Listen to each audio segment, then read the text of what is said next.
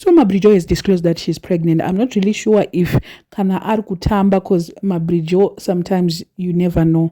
Zvinhu zvamabrijo hameno zvinoita kusenge munhu ari kujoka, kunge munhu asiri serious, hameno zvaanongoita. So she posted kuti paunoda kuita move on, mimba ndo painobata.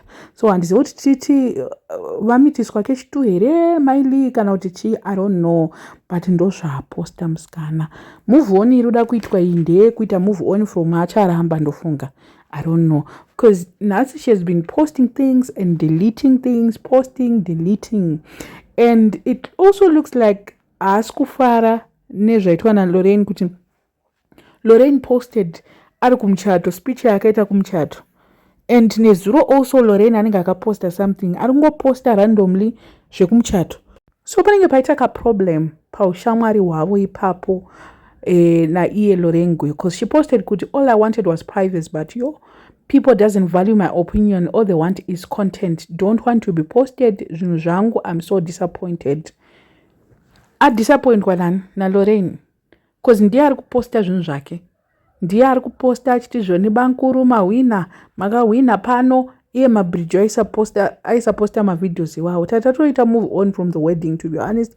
We had already moved on, but pakuya zvichinzi aiwa ini ndaida privacy. Privacy inodona Mabrijo chimbonyatsondiudza kuti ndechii, because iye zvaanoburisa nyaya dzevanhu achingoti my 2 cents, it shows kuti she doesn't respect others, so people do the same. Vanhu vanokutreat her the same way that you treat others. So zvari kuti privacy iyi itori drama iri riri kutotaurwa, and ndo basa rekunza masocialites to be part of Aurora squad. Ndo zvavanongoita. Wakavadedzerei? Why did you summon masocialites? Ndo wakashaya here inodzi hama dzako kumusha uko, mutare yese aina hama dzake. So aiso hatingamboipinde nyaya yekunzi what.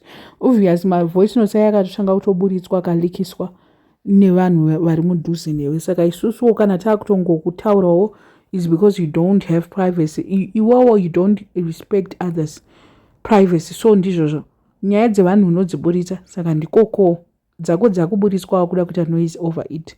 So handizivi hangu kuti ndiani ari kuburitsa, ndiani ari kutaura, but I'm just thinking kuti Lorraine is the one who's been posting about the wedding. Isusu tanisingatombozive zvimwe zvinhu. Maspeech akaitwa kosisi vakamboti nanhu aroorwa zvakati apa zvaakubuda futi kuti vakaroorwa. So I think kuti regai tisiyane navo sisi kana mafunga kuda kuita privacy yacho, regai tikuisiyei muchiita privacy, but privacy yacho ichazongouya futi. Ndo zvazvakangoipira. Nyaya dzenyu tisangolenda back to us. Mafunga kuti mukuita privacy, mukuita sei, vamunongoudza ivo vamunoti mabesti vanongokufumurai futi zvakare. So regai tione kuti nhumbu munayo here kana kuti, but she also mentioned kuti haakana handingamboite nhumbu yemunhu anzi handingamboite nhumbu yemunhu abva inini, ndichatoita make sure kana kuti ari kufunga kuibvisa here kana kuti ari kufunga kuita sei. But I don't really think kuti Mabrijo will come on social media and tell us kuti she's pregnant and now akuibvisa, now akuzoita sei. But you never know, because akamboya achitaura nenyaya yechihure chaivo acharamba maona. So handingambomurambire Mabrijo, mukamwa chaimo hamuna. Akagara atotiudza kuti she's getting married with someone asiri stable, and here we are. Panonyatsooneka kuti stability chaiyo hapana pamarriage yavo, hapana kwazvakaenda. Anyway, I don't know what you guys think. Let me know in the comment section what are your thoughts. Panyaya iyo, as a subscriber, please make sure that you subscribe, and see you in my next video. Road to 50,000 now. We are at 43.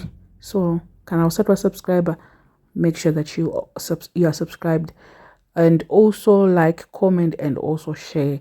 Let's keep the conversation going in the comment section.